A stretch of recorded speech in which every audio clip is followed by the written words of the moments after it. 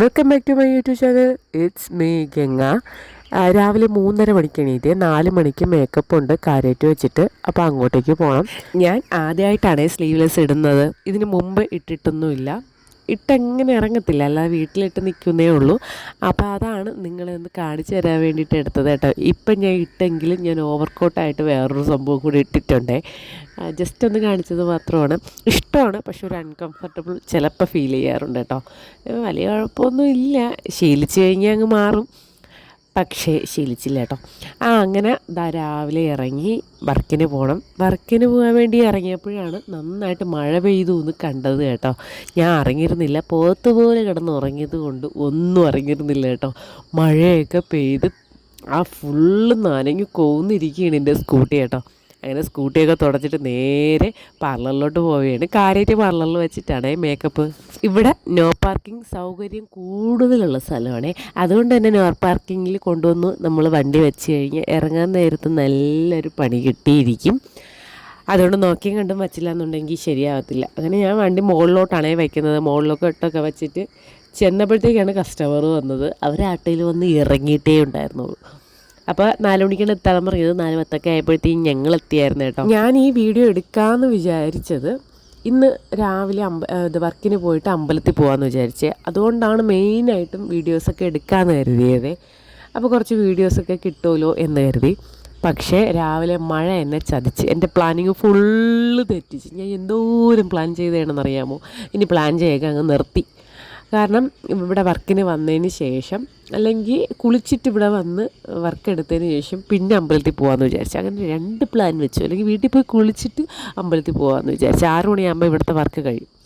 പക്ഷേ ഒന്നും നടന്നില്ല എന്ന് പറഞ്ഞാൽ ഒന്നും നടന്നില്ല. എനിക്കാണെന്നുണ്ടെങ്കിൽ അമ്പലത്തിൽ പോകാനുള്ളൊരു സ്റ്റാർട്ടിങ് ട്രബിളാണ്. പോയി കഴിഞ്ഞ് കഴിഞ്ഞാൽ പിന്നെ ഭയങ്കര പോക്കായിരിക്കും. അങ്ങനെ ഇന്നിപ്പം ശനിയാഴ്ചയായിരുന്നേ. ശനിയാഴ്ച ആയപ്പോഴത്തേക്കും ഞാൻ എല്ലാ മാസവും ഒരു ശനിയാഴ്ചയെങ്കിലും ശാസ്താക്ഷേത്രത്തിൽ പോയിരിക്കും. അപ്പോൾ ഇനിയിപ്പോൾ എന്തായാലും അടുത്ത ആഴ്ച പോകാമെന്ന് വിചാരിച്ചു. അപ്പോൾ ഈ ആഴ്ച പോകാൻ പറ്റിയില്ല. പിന്നെ പോരാത്തിന് വിഷുവൊക്കെ വരെയാണ്. വിഷുവിൻ്റെ അന്ന് എന്തായാലും അമ്പലത്തിൽ പോകണം. ഇനി അതും കൂടെ പ്ലാൻ ചെയ്തിട്ട് അതും നടക്കാതെ പോകണ്ട. അത് ഞാൻ പ്ലാൻ ചെയ്യണില്ല. അതെങ്ങനെയോ പോട്ടെ, ഞാൻ പ്ലാൻ ചെയ്യാതിരുന്നാൽ പോരെ എന്നാണ് ഇപ്പോൾ വിചാരിക്കുന്നത് കേട്ടോ. അങ്ങനെ പാർലറിൽ എത്തുന്നതിന് മുമ്പ് ഞാനും തന്നെയും കൂടെ എന്തൊക്കെയോ കുശലം പറയുന്നതാണ്. കാരണം കസ്റ്റമർ വന്നു, കസ്റ്റമറിൻ്റെ അടുത്ത് ഡ്രസ്സ് ചേഞ്ച് ചെയ്യാൻ പറഞ്ഞു. ആ സമയത്ത് ഞാനും അവളും കൂടെ ഇരുന്ന് എന്തോ ഒരാ കാര്യം പറയുന്നതാണ്. വീഡിയോ ഞാനാണ് എടുത്തതെങ്കിലും വീഡിയോ ഓണാണെന്നുള്ള കാര്യം പിന്നെ അങ്ങ് മറന്നുപോയി കേട്ടോ. കാര്യം പറച്ചിലായിരുന്നു, എന്തൊക്കെയോ കാര്യം പറച്ചിലായിരുന്നേ. ഞാൻ ഇന്ന് ചായയൊന്നും കുടിക്കാതെയാണ് ഇറങ്ങിയത് കേട്ടോ. കാരണം ഡയറ്റ് ഇപ്പോൾ ഇത്തിരി നോക്കുന്നുണ്ട്. അരി ആഹാരം അല്ലാതെ ഭയങ്കര ഡയറ്റൊന്നുമല്ല. അരിയാഹാരവും ഷുഗറും ഒന്ന് കട്ട് ചെയ്ത് നോക്കാമെന്ന് വിചാരിച്ച്. ഇത്രയും കട്ട് ചെയ്യുമ്പോൾ തന്നെ എനിക്ക് തോന്നുന്നു നമ്മൾ നല്ല രീതിയിൽ ഇതാവും. അപ്പോൾ അങ്ങനെ ചെയ്യാമെന്ന് കരുതി ഞാൻ ഇന്ന് രാവിലെ ചായയൊന്നും കുടിച്ചില്ല. സാധാരണ ഞാൻ വർക്കിന് പോകാൻ നേരത്ത് ചായ കുടിക്കും. ചായ 1, 2, 3, 4 ഒക്കെ കുടിക്കുന്നതാണ്. അപ്പോൾ ഞാൻ ഇന്നിപ്പോൾ ചായ കുടിച്ചിട്ടില്ല.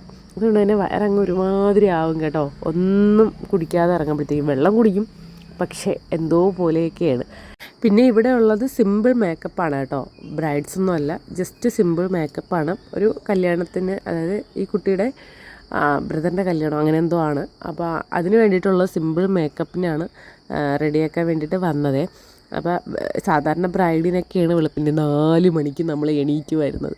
അപ്പോൾ ഇവളിത് തലേ ദിവസം വിളിച്ചുറങ്ങിയാടി പിറ്റേ ദിവസം വർക്കുണ്ട് ഇങ്ങനെയാണ് എന്ന് പറഞ്ഞപ്പോഴത്തേക്ക് ഞാൻ പറയും, ഒരു വെളുപ്പിന് 4 മണിക്കാടി എന്ന് പറയും. അപ്പോൾ പറയും ബ്രൈഡിനാണെങ്കിൽ നമുക്ക് വലിയ സീനില്ല, പക്ഷേ സിമ്പിൾ മേക്കപ്പിനൊക്കെ വെളുപ്പിന് 4 മണിക്ക് വരിക. അപ്പോഴത്തേക്കാണ് പറയുന്നത് അവർക്കങ്ങ് ആലപ്പുഴ വെച്ചാണ് കല്യാണം. അപ്പോൾ അവർ രാവിലെ 6 മണിക്ക് ഇറങ്ങും. അതുകൊണ്ടാണ് ഈ ഒരു ടൈം വച്ചേക്കണേന്ന്.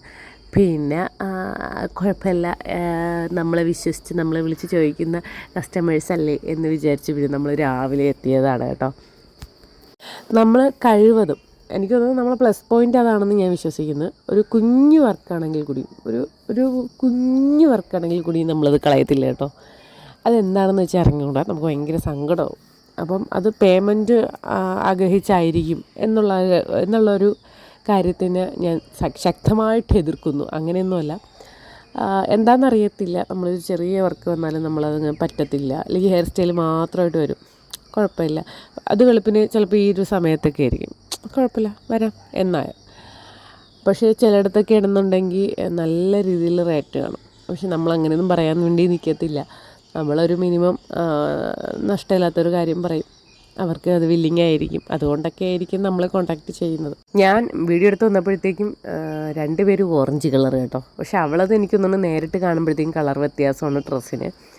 ഞാൻ പിന്നെ രാവിലെ ഇതാ പൊക്കി കെട്ടിയേക്കണത് കണ്ടല്ലോ. ഞാൻ പിന്നീടാണ് ഞാൻ ഈ വീഡിയോ എഡിറ്റ് ചെയ്യുന്ന സമയത്താണ് എൻ്റെ ഹെയർ ഇങ്ങനെയാണല്ലോ ഇരുന്നത് എന്ന് ഞാൻ കണ്ടത് കേട്ടോ. പിന്നെ ഞാൻ വിചാരിച്ചു കുഴപ്പമില്ല നിങ്ങളല്ലേ എന്ന് കരുതി കേട്ടോ. കാരണം ഞാൻ ചൂടൊക്കെ ആയതുകൊണ്ട് പോരാത്തതിന് ഈ കോട്ടൊക്കെ ഇടുമ്പോഴത്തേക്കും സ്ലീവ്ലെസ് അല്ലേ, കോട്ടൊക്കെ ഇടുമ്പോഴത്തേക്കും നല്ലപോലെ ചൂട് വരുന്നുണ്ടായിരുന്നേ. അങ്ങനെ പിന്നെ ഞാൻ അങ്ങ് പൊക്കി കെട്ടി വെച്ചതാണ്. പിന്നെ ഇതാ വർക്കെല്ലാം കഴിഞ്ഞ് വെളിയിലോട്ട് ഇറങ്ങിയപ്പോൾ എൻ്റെ പൊന്നേ ഇവിടെ മഴ പെയ്ത് തകർത്ത്. അപ്പോഴാണ് മനസ്സിലായത് അമ്പലത്തിൽ പോക്ക് നടക്കത്തില്ല. അതുവരെ ഞാൻ അറിഞ്ഞിരുന്നില്ല. ഞാൻ വിചാരിച്ചു ഇറങ്ങിയിട്ട് അമ്പലത്തിൽ പോവാമെന്ന്. അപ്പോൾ ഇവിടെ നിന്ന് ഇപ്പം ഇറങ്ങുന്ന സമയവും ഞാൻ വിചാരിച്ചു ഇല്ല അമ്പലത്തിൽ പോകാൻ പറ്റും, ഞാൻ പോയിരിക്കും എന്നാണ് വിചാരിച്ചത് കേട്ടോ. വണ്ടി എടുത്ത് കുറച്ച് മുമ്പോട്ട് പോയപ്പോഴത്തേക്ക് ഞാൻ ഫുള്ള് നനഞ്ഞു. അപ്പം ഞാൻ വിചാരിച്ചു ഈ നനഞ്ഞുകൊണ്ട്, അതായത് കുളിച്ച് നനഞ്ഞ് അമ്പലത്തിൽ പോയി കഴിഞ്ഞാൽ എങ്ങനെ ആകെ ഒരു അസ്വസ്ഥതയായിരിക്കും. അങ്ങനെ ഞാൻ വിചാരിച്ചു വേണ്ട, ഇന്നിനിപ്പോൾ പോകണ്ട, നാളെ എങ്ങനെ പോകാമെന്ന്. അങ്ങനെ മീൻ വാങ്ങിക്കാൻ വേണ്ടിയിട്ടുണ്ടായിരുന്നു. അപ്പോൾ മീൻ നമ്മളെ വീട്ടിലത്തേക്കല്ല, മാമീരെ അവിടെ അമ്മേരെ അവിടെയും എൻ്റെ വീട്ടിലത്തേക്കും വാങ്ങിക്കാൻ വേണ്ടി ഉണ്ടായിരുന്നേ. ഇവിടെ ഇപ്പം മീൻ വാങ്ങിക്കൊക്കെ ഇല്ല. കാരണം അമ്മയും കൊച്ചും കൂടെ അമ്പലത്തിൽ പോവുകയാണ്, അതായത് ശബരിമലയിൽ പോവുകയാണ്. അതുകൊണ്ട് വ്രതത്തിലാണ്. അപ്പോൾ അവർ വ്രതത്തിലായതുകൊണ്ട് ഞാനും പിന്നെ മീനങ്ങ് ഒഴിവാക്കി. അല്ലാതെ ഞാനും കൂടെ മീൻ ഉപയോഗിച്ചിട്ടിരുന്ന ആകെ അവിടെ അലിമ്പാവും. പിന്നെ ഞാൻ വന്നപ്പോഴത്തേക്കും അമ്മയെ ഉറക്കം എണീറ്റ് വന്ന് കതവ് തുറന്നേ. അപ്പോൾ സാധാരണ ഞാൻ വിളിക്കാറാണ് പതിവ്. അപ്പോൾ ഇന്നിപ്പോൾ അമ്മ വന്ന് കതവ് തുറന്ന് ചോദിച്ചപ്പോഴാണ് പറയുന്നത് നീ പോയപ്പോൾ മുതൽ ഞാൻ ഇങ്ങനെ ഇരിക്കണമെന്ന്, ഉറക്കം വന്നില്ലെന്ന്. എനിക്ക് പിന്നെ വിളിച്ചുണർത്താതെ പൊക്കിവിടെയെന്ന് വെച്ച് കഴിഞ്ഞാൽ എനിക്ക് പുറത്തോട്ട് ഇറങ്ങാൻ ചെറിയൊരു പേടിയാണ് കേട്ടോ, വണ്ടിയൊക്കെ എടുത്തുകൊണ്ട് ഇറങ്ങാൻ. വെളുപ്പിനെയല്ലേ, വണ്ടി ഓടിച്ചു കഴിഞ്ഞാൽ കുഴപ്പമൊന്നുമില്ല. പക്ഷേ ഈ ഇടവഴി ഗേറ്റ് തുറന്നൊക്കെ പോയി ഇച്ചിരി പേടിയായതുകൊണ്ടാണ് ഇവനെ വിളിച്ചുണർത്തുന്നത് കേട്ടോ. അങ്ങനെ പിന്നെ നേരെ ഒരു ചായ ഇട്ട് കുടിക്കാമെന്ന് വിചാരിച്ചു. രാവിലെ ചായ കുടിക്കണ്ടെന്ന് കരുതിയതാണ്, പക്ഷേ ഒരു ചായ കിട്ടിയാലേ രക്ഷയുള്ളൂ എന്നായി. കാരണം നല്ല രീതിയിൽ മഴ നനഞ്ഞാണ് ഞാൻ എത്തിയത്. നല്ല രീതിയിൽ മഴ നനഞ്ഞെന്ന് പറഞ്ഞാൽ അടിപൊളിയായിട്ട് മഴ നനഞ്ഞു. അപ്പം ഞാൻ വിചാരിച്ചു ഒരു കോഫി ഇട്ട് കുടിക്കാമെന്ന്. അത്യാവശ്യ ഘട്ടങ്ങളിൽ എൻ്റെ ഡയറ്റ് ഞാൻ തന്നെ ലംഘിക്കുന്നതാണ്. അതിന് എനിക്കൊരു കുറ്റവും തോന്നാറില്ല. കാരണം ഇതിപ്പം നല്ല നനഞ്ഞ് കൊവുന്ന് വന്നിട്ടൊരു ചായ കുടിച്ചപ്പോൾ എന്തൊരാശ്വാസമെന്നറിയാമോ. ടീയൊക്കെ കുടിച്ചിട്ട് ഞാൻ കുറച്ച് നേരം പോയി കിടന്നായിരുന്നേ. കാരണം ഇപ്പോൾ എനിക്ക് കാലിന് നല്ല ബുദ്ധിമുട്ടുണ്ട്. കുറച്ച് നേരം നിൽക്കുമ്പോഴത്തേക്കും ഞാൻ പറയാറുണ്ടായിരുന്നില്ലേ, മിക്ക വീഡിയോസിലും ഞാൻ പറയാറുണ്ടായിരുന്നു എനിക്ക് വയ്യ, കാലുവേദന അത്. അങ്ങനെ ഇടയ്ക്ക് വെച്ച് നല്ല ക്ഷീണം വന്ന് ഇനി ഷുഗർ കുറഞ്ഞതാണോ എന്താണെന്ന് അറിയാൻ വയ്യ. കാലിൽ ചെറിയൊരു മുറിവ് വന്ന് അത് ഇരുന്ന് പഴുത്ത്. അപ്പം ഞാൻ വിചാരിച്ചു ഷുഗറൊക്കെ ഒന്ന് ടെസ്റ്റ് ചെയ്യാമെന്ന്. അങ്ങനെ പോയി ഒരു വർക്കൊക്കെ കഴിഞ്ഞിട്ട് അന്ന് പറഞ്ഞ ദിവസമായിരുന്നു. അങ്ങനെ പോയി ഞാൻ ഷുഗറൊക്കെ ടെസ്റ്റ് ചെയ്യുന്ന സമയത്ത്, ബ്ലഡ് എടുക്കുന്ന സമയത്ത് അവരിങ്ങനെ ഓരോ കാര്യങ്ങൾ ചോദിച്ചു. ഇങ്ങനെ ക്ഷീണത്തിൻ്റെ കാര്യം പറഞ്ഞപ്പോഴത്തേക്കും അവരിങ്ങനെ നോക്കിയോ, തൈറോയ്ഡ് നോക്കിയോ എന്നൊക്കെ ചോദിച്ചപ്പോൾ ഞാൻ തൈറോയ്ഡൊന്നും ഞാൻ നോക്കിയിട്ട് കൂടിയില്ല, തൈറോയ്ഡ് നോക്കിയിട്ടില്ല, HB നോക്കിയിട്ടില്ല. ഇനി ഞാൻ പറഞ്ഞു ഒരു കാര്യം ചെയ്യും, എല്ലാം കൂടെ അങ്ങ് നോക്കിയേരെ, തൈറോയ്ഡ്, HB, കാൽസ്യം, അയൺ, പിന്നെ എന്തൊക്കെയാണ് വൈറ്റമിൻ D3 എല്ലാം നോക്കിയോളാൻ പറയും. അപ്പം റിസൾട്ട് വന്നപ്പോഴത്തേക്കും എല്ലാം നോർമലാണ്. കുറഞ്ഞു നിൽക്കുന്നത് വൈറ്റമിൻ D ആയിരുന്നു. പിന്നെ അത് കാര്യമാക്കിയില്ല, വൈറ്റമിൻ D കുറഞ്ഞു നിൽക്കുന്നു എന്ന് അത് അവർ പറയുകയും ചെയ്തു. അതല്ലാതെ അനിയത്തിക്ക് അയച്ചു കൊടുത്തപ്പോൾ അവളും പറഞ്ഞു എടി കുറഞ്ഞു നിൽക്കുകയാണ്, കൊണ്ടുവന്ന് കാണിക്ക്, മിക്കവാറും ടാബ്ലറ്റ് എടുക്കേണ്ടി വരുമെന്ന് പറയും. ഞാൻ കാര്യമാക്കിയില്ല. പക്ഷേ എനിക്ക് വീണ്ടും ക്ഷീണവും തളർച്ചയും വീണ്ടും കടുത്ത്. അങ്ങനെ പിന്നെ ആശുപത്രിയിൽ പോയപ്പോഴത്തേക്കും ആണ് ഡോക്ടർ പറയുന്നത് നല്ല രീതിയിൽ കുറഞ്ഞു പോയി, അപ്പം ടാബ്ലറ്റ് എടുക്കണമെന്ന് പറയും. അപ്പോൾ ടാബ്ലറ്റ് എടുക്കണമെന്ന് പറഞ്ഞപ്പോഴത്തേക്കും എന്ന് പറഞ്ഞു കഴിഞ്ഞാൽ എനിക്ക് എപ്പോഴും ക്ഷീണമെന്ന് വെച്ച് കഴിഞ്ഞാൽ ഞാൻ പണ്ട് ശരിക്കും ജോലി ചെയ്യുമായിരുന്നു. ഇപ്പം ഒന്നിനും പറ്റണില്ലെന്ന് പറഞ്ഞാൽ കടയിൽ ഇപ്പോൾ തിരക്ക് കുറവാണെങ്കിൽ കൂടിയും വീട്ടിൽ വന്നിട്ട് ഒന്നും ചെയ്യാൻ തോന്നില്ല. ഇപ്പം രാവിലെ എണീറ്റ് പോകുമ്പോഴത്തേക്കും ഒരു ഉറക്കച്ചടവാണ്. രാവിലെ ഉറങ്ങിയാലും ക്ഷീണമാണ്. അപ്പോൾ ഇനി ഉറക്ക നേരം ഇല്ലാത്തതാണ് എന്തരാണെന്ന് അറിഞ്ഞുകൂടായിരുന്നു ഏതാണ്ടൊരു 6 മാസത്തോളം. അങ്ങനെ ഞാൻ വിചാരിച്ചു ഇതും കൊണ്ട് ഞാൻ നടക്കണം, എനിക്ക് അറിഞ്ഞുകൂടായിരുന്നു. അങ്ങനെയാണ് ഞാൻ വിചാരിച്ചത് കൊണ്ടുപോയി കാണിക്കാം, എന്താണെന്ന് അറിഞ്ഞുകൂടാ, ഞാൻ ചാവാറായ എന്തോ എന്നൊക്കെ ഞാൻ ചിന്തിച്ചു കേട്ടോ. അങ്ങനെയാണ് കൊണ്ടുവന്ന് കാണിച്ചത്. അപ്പോഴാണ് ഡോക്ടർ പറയുന്നത് ഇങ്ങനെയാണ് കാര്യം. മെയിനായിട്ട് വൈറ്റമിൻ ഡി കുറവ് വരുമ്പോഴത്തേക്കുള്ള ലക്ഷണങ്ങളെന്ന് പറയുന്നത് ഉറക്കമില്ലായ്ക 1, 2 എപ്പോഴും ക്ഷീണമായിരിക്കും. ക്ഷീണം അത് തന്നെയാണ്. പിന്നെ 3 ദേഷ്യം. പിന്നെ 4 കാലിനും ഈ എല്ലുകൾക്കെല്ലാം ഭയങ്കര വേദനയായിരിക്കും. എനിക്ക് സത്യമാണ്, എനിക്ക് കാല് നിലത്ത് വെക്കാൻ പറ്റൂല, അത്രയ്ക്ക് വേദനയുണ്ടായിരുന്നു. അങ്ങനെ പിന്നെ അവർ ടാബ്ലറ്റ് തന്ന്. അങ്ങനെ ടാബ്ലറ്റ് ഇപ്പോൾ ആഴ്ചയിൽ 2 പ്രാവശ്യമായിട്ടാണ്. എനിക്ക് ഒന്നായിട്ടാണ് ആദ്യം പറഞ്ഞിട്ട് പിന്നെ പറഞ്ഞ് വേണ്ട 2 പ്രാവശ്യമായിട്ട് കഴിക്കാൻ പറയും. അങ്ങനെ 2 പ്രാവശ്യമായിട്ട് ഇപ്പോൾ കഴിച്ചുകൊണ്ടിരിക്കുകയാണ്. ഇപ്പോൾ എനിക്ക് ഇത്തിരി വ്യത്യാസങ്ങളൊക്കെ ഉണ്ട് കേട്ടോ. വെയിലൊന്നും അങ്ങനെ കൊള്ളക്കയില്ല. കൊണ്ടാൽ തന്നെ എന്താണ് ജസ്റ്റ് സ്കൂട്ടിയിൽ കയറിപ്പോകുന്ന ആ ഒരു വെയിലേ കിട്ടാറുള്ളൂ കേട്ടോ. അങ്ങനെ അപ്പോൾ അതൊക്കെ കഴിച്ച് എനിക്ക് കുറച്ച് വ്യത്യാസമുണ്ട്. അപ്പോൾ ഈ ലക്ഷണങ്ങളൊക്കെ ഉള്ളവർ ഒന്ന് സൂക്ഷിക്കണത് നന്നായിരിക്കും. എല്ലാവർക്കും ഇപ്പോൾ വൈറ്റമിൻ ഡി കുറവാണേ. അങ്ങനെ ഞാൻ അവിടെ നിന്ന് ഇറങ്ങി മാമിയുടെ വീട്ടിലൊക്കെ പോയി മീനൊക്കെ കൊടുത്തിട്ട് വന്നിട്ട് നേരെ പാർലറിലോട്ട് വന്നേ. എല്ലാവരും ഇപ്പോൾ ചോദിക്കാറുണ്ട് പാർലർ എവിടെയാണെന്ന്. പാർലർ വെഞ്ഞാറമൂടാണ്. എൻ്റെ നാട് വെഞ്ഞാറമൂടാണ്, അതുകൊണ്ട് തന്നെയാണ് ഈ വെഞ്ഞാറമൂട് ഇട്ടതും. അപ്പോൾ വെഞ്ഞാറമൂട് സുഹാസ് ഓഡിറ്റോറിയം എത്തണ്ട, അതായത് നമ്മൾ മാർക്കറ്റ് കഴിഞ്ഞതിന് ശേഷം മാർക്കറ്റ് റോഡിലോട്ടാണ്. മാർക്കറ്റ് കഴിഞ്ഞ് തൊട്ടടുത്തിരിക്കുന്ന ഷോപ്പാണ്. എല്ലാവരും ചോദിക്കുന്നതുകൊണ്ട് ഞാൻ പറഞ്ഞതാണേ. ഇത് ഞങ്ങൾ ഷോപ്പിൻ്റെ താഴെയായിട്ട് മാങ്ങ വിൽക്കുകയാണ് കേട്ടോ. അപ്പോൾ തലേ ദിവസം മാങ്ങ അവിടെ നിന്ന് പറിക്കുന്നത് ഞാൻ കണ്ടായിരുന്നു. അപ്പോൾ നമ്മൾ ഷോപ്പിൻ്റെ തൊട്ടടുത്തായിട്ട് തന്നെയാണ് മാവും. അപ്പോൾ അവിടെ നിന്ന് പറിച്ച് അവരത് വിൽക്കുന്നതാണ് കേട്ടോ. അപ്പോൾ വളമൊന്നും ഇടാത്ത മാങ്ങ ആയതുകൊണ്ട് നമുക്ക് വിശ്വസിച്ച് കഴിക്കാമല്ലോ.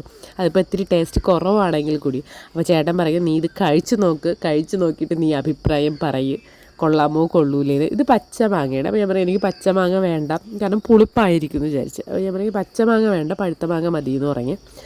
അപ്പോഴും ചേട്ടൻ എനിക്കൊരു പഴുത്ത മാങ്ങയും കൂടെ തന്നെ. അപ്പോൾ എനിക്ക് പച്ചമാങ്ങ വലിയ ഇൻട്രസ്റ്റ് ഇല്ല, കാരണം എൻ്റെ പല്ലിലിപ്പം പുളി എന്ന് പറയുന്നൊരു സാധനം വയ്ക്കാൻ പറ്റില്ല, അത്രയ്ക്ക് പ്രശ്നമാണ്. അപ്പോൾ ഞാൻ പറയും എനിക്ക് പഴുത്ത മാങ്ങ മതി എന്ന് പറയും. അപ്പോൾ പക്ഷേ പറിക്കേണ്ട ദിവസം എനിക്കൊരു മാങ്ങ തന്നിട്ടുണ്ടായിരുന്നേ. ഈ മാങ്ങ കൊണ്ടുപോയി പഴുപ്പിച്ചിട്ട് കഴിച്ച് നോക്കുമെന്ന് പറയും. അപ്പോൾ എനിക്ക് തോന്നുന്നു അത്രയ്ക്ക് നല്ലതായതുകൊണ്ടായിരിക്കാം പറഞ്ഞത്. പക്ഷേ കൊള്ളായിരുന്നു കേട്ടോ. ഇതിപ്പം പച്ചയാണ്, അതല്ലാതെ ഞാൻ പഴുത്തത് വാങ്ങിച്ചിട്ടുണ്ടായിരുന്നു. അതല്ലാതെ 1 കിലോയും വാങ്ങിച്ചിട്ടുണ്ടായിരുന്നേ. കൊള്ളായിരുന്നു, നല്ല ടേസ്റ്റായിരുന്നു കേട്ടോ. പച്ച മാങ്ങയ്ക്ക് പുളിപ്പില്ലായിരുന്നു, ഒട്ടും പുളിപ്പില്ലായിരുന്നു. ഒട്ടും പുളിപ്പില്ലെന്ന് പറഞ്ഞു കഴിഞ്ഞാൽ ഒരു ശക്കലം പോലും, 1% പോലും പുളിപ്പില്ലായിരുന്നു കേട്ടോ. അപ്പം പഴുത്ത മാങ്ങ നല്ല മധുരവുമായിരിക്കണം, അതാണ് അതിൻ്റെ ഒരു പരുവ്. നന്നായിട്ട് പഴുക്കണം, പഴുക്കുമ്പോൾ കഴിച്ച് കഴിഞ്ഞാൽ നല്ല ടേസ്റ്റാണ് കേട്ടോ. അപ്പോൾ ഇത് ഇച്ചിരി മിക്സിങ് ആയിട്ടിരിക്കരുത്. ഞാൻ പിന്നെ 1 കിലോയാണ് വാങ്ങിച്ചത്. നമ്മൾ പുറത്തുനിന്ന് വാങ്ങിക്കുന്ന മാങ്ങ അത് എത്രത്തോളം കെമിക്കലാണെന്ന് അറിയാമല്ലോ. അതുകൊണ്ട് തന്നെ ഈ ഒരു മാങ്ങ അതിപ്പോൾ പറിച്ച് അവർ വിൽക്കുന്നതാണ്. അപ്പം നമുക്ക് അതത്രയും വിശ്വാസത്തോടെ സൂപ്പറായിട്ട് വാങ്ങിക്കാൻ പറ്റും കേട്ടോ. അതുകൊണ്ടാണ് ഞാൻ വിചാരിച്ചത് 1 കിലോ വാങ്ങിക്കാമെന്ന്. അല്ലെങ്കിൽ ഞാൻ എപ്പോഴും മാങ്ങ വാങ്ങിക്കുമ്പോൾ 1/2 കിലോയൊക്കെ വാങ്ങിക്കത്തുള്ളൂ, കാരണം കൊള്ളാമോ കൊള്ളൂലേ എന്നൊക്കെ നോക്കിയിട്ടേ വാങ്ങിക്കത്തുള്ളൂ. പക്ഷേ ഇത് നല്ല ടേസ്റ്റായിരുന്നു കേട്ടോ. അമ്പോ അടിപൊളി ടേസ്റ്റായിരുന്നു.